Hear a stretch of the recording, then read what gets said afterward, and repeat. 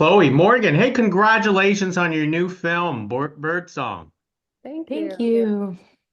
More of a congratulations is making its a showcase at Cinequest this year, one of the most prestigious film festivals around the world. How do you folks feel about that? So excited. I'm really, really thrilled. And I love how much Cinequest like really champions independent filmmakers and and kind of the crossover with tech and new ways of storytelling. It's super exciting to premiere here. Chloe, how do you feel? Very excited. Yeah. Um, yeah, just excited for more people to see the movie. Most excellent. Well, let me throw the first question to you, Morgan, is where the original idea actually came from for this, psychological thriller, Birdsong? Our director wrote the film, I think, about 10 years ago, and I read it back then. And it came, from a pretty isolated time in his life, and that was where kind of the metaphor of the whole story came from.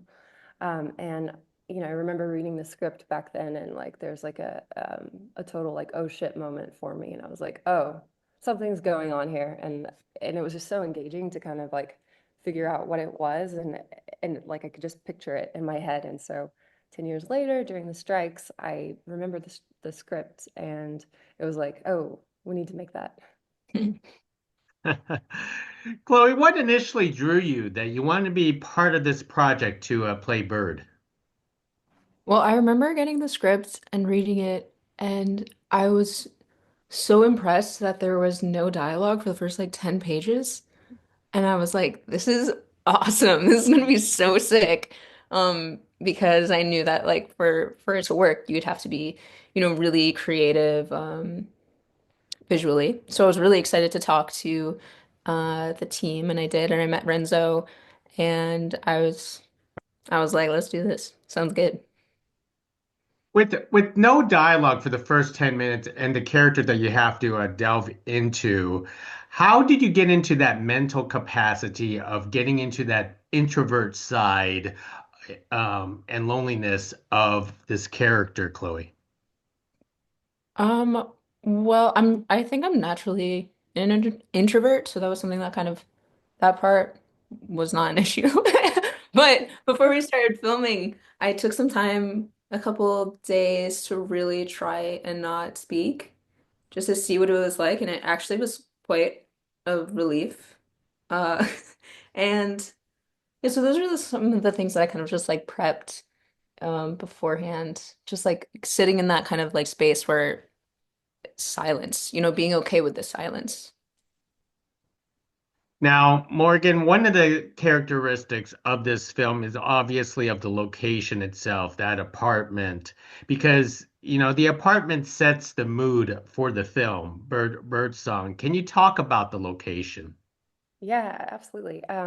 In approaching producing this project, it was like our two most important elements were Bird and the apartment.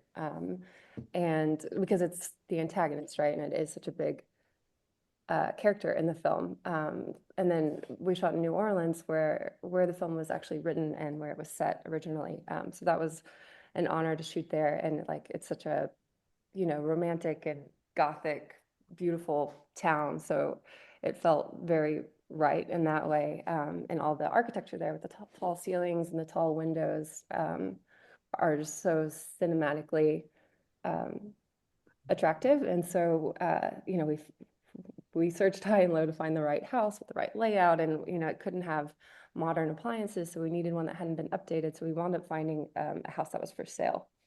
Um, and it was absolutely falling apart, but our production designer and her team did just a fantastic job with like so little time and little money. And then afterwards, the house was actually sold because it looked so good on the inside. It was like more attractive to buyers. And then it was demolished right after we shot. So it's really fascinating to me how it kind of like lives on in our film. I feel like it's the apartment's like last act of defiance. It's like, oh, my secrets have been told. Now I'm going to disappear.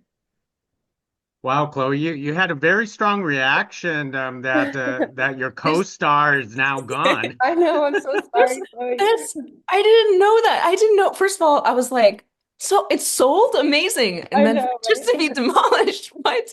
It was like a really beautiful like we only shot on the first floor, but there was this whole other floor, all this amazing, like crazy, weird rooms that didn't make sense. Yeah, Sad, but we have the movie, so right. yeah. So Chloe, with that place, how does that actually help with your acting in on this project? Like the place itself, well, yeah, it was my first time spending a lot of time in New Orleans, and it has such a specific vibe that's so beautiful. And like Morgan was saying, like this sort of like gothic kind of feeling, and the heat also like played a part in it. It to me, I don't know, I just felt like I was really in like a very specific place, which was helpful. And then this house, it was like so interesting because it was falling apart in some places. And then in other places, it was like pristine and beautiful and gorgeous. And so it put me in a place that was kind of just like this, um, what's the word I mean? Like just confused, right?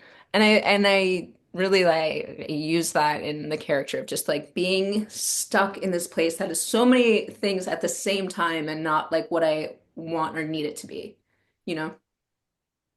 Yeah, absolutely. Morgan, your production designer did a terrific job with this place of what's actually given, but decorating the place is also a huge factor that tells the story from start to finish. Can you talk about the set decorations and the changes that you have to make in order to continue that story?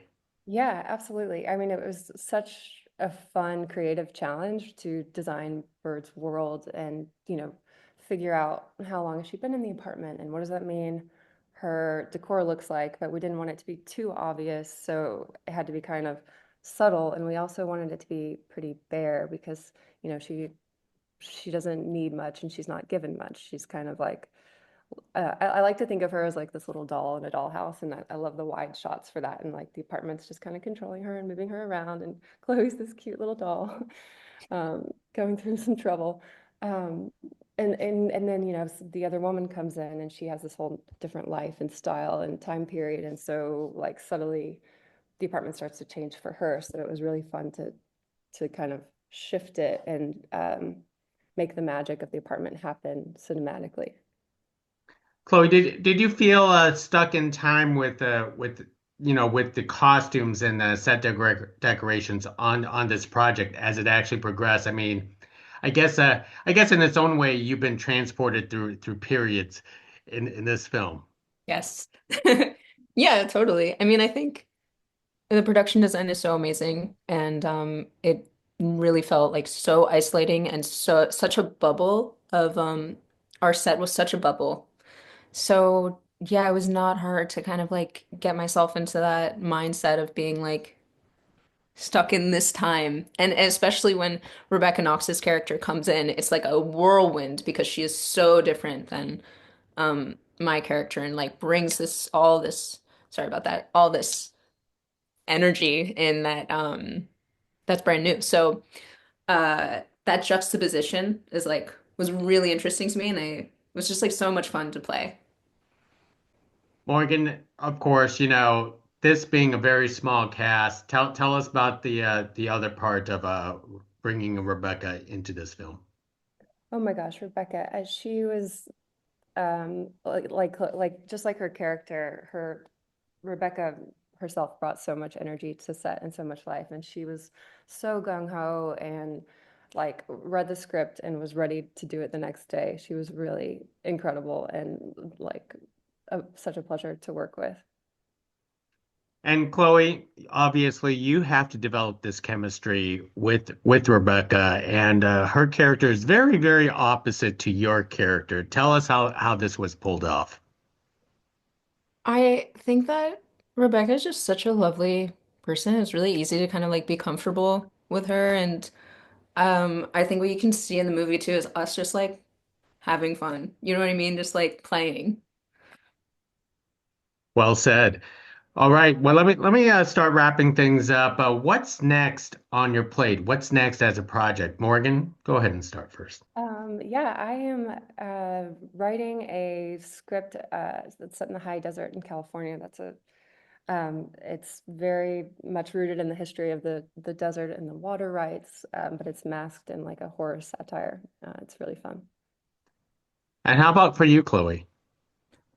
I have a movie called Somnium that we just had our New York premiere, and it's going to be coming to a few more festivals that I can't say yet. And then I also have a short film that is starting its festival journey. The short film is called Bloom, which I wrote and directed.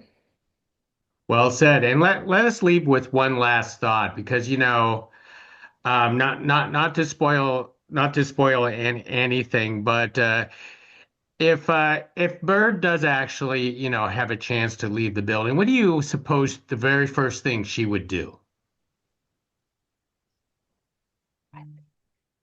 If Bird was to leave the building, I feel like she would probably have a moment of like, whoa, like this is the whole wide world. And then I think she would just like take off running and like find a body of water and just like, I don't know. That's the image I'm seeing. I don't know what happens after that, but I know that would happen.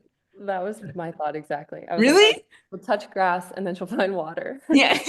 The elements. She needs to experience the Mhm. elements, I think. It is something about the isolation that needs to go outside and touch grass and Yes. find water. So, Yeah.